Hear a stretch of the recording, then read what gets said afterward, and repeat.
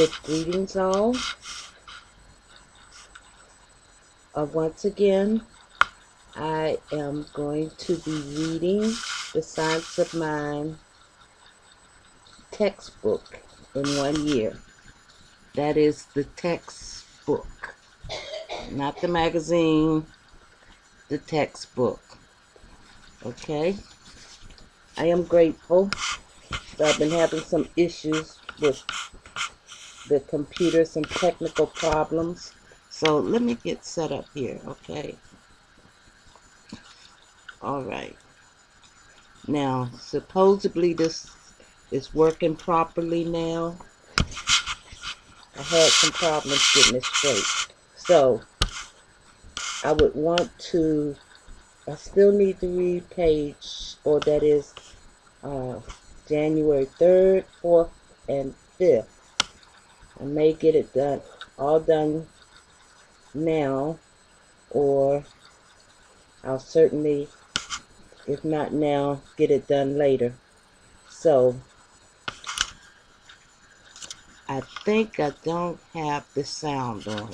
So, no, I think I do. So that was my issue. It was with the sound. So for January 3rd,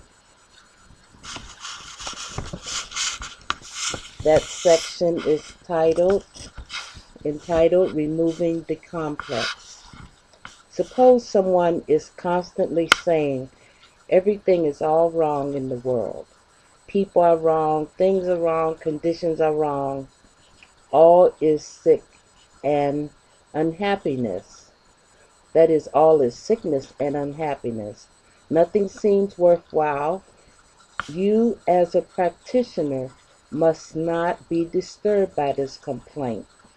It is your business to remove this complex, for these inner emotions create outer conditions in and through the body, and are responsible for a great deal of sickness in the world. Treatment straightens out consciousness by clear thinking. When the inner consciousness agrees with the truth, then and not until then, a demonstration takes place. Specifically, go over the thoughts which are wrong and use the power of your word to heal them. Medical practice takes into consideration the thoughts back of disease, and many eminent physicians probe deeply into the complex, the obsession, or the defense mechanism disclosed by the thought of the patient, which resulted in blindness, deafness, mutism, etc. In spiritual mind healing, we recognize that cause is power. That is, cause is never material or physical. There is only one first cause, but it is often necessary for the practitioner to diagnose the thought of his patient. In fact, this is an important point in healing. This is psychoanalysis from psyche or soul. Psychoanalysis is the analysis of the soul or subjective mind.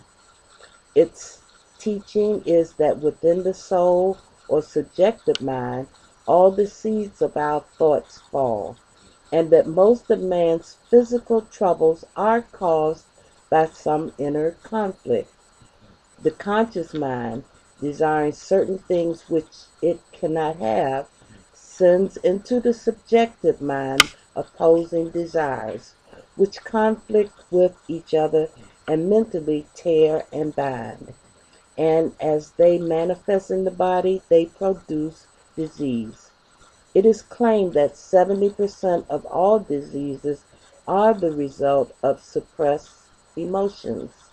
These emotions are not necessarily sex emotions, but may be any suppressed desires.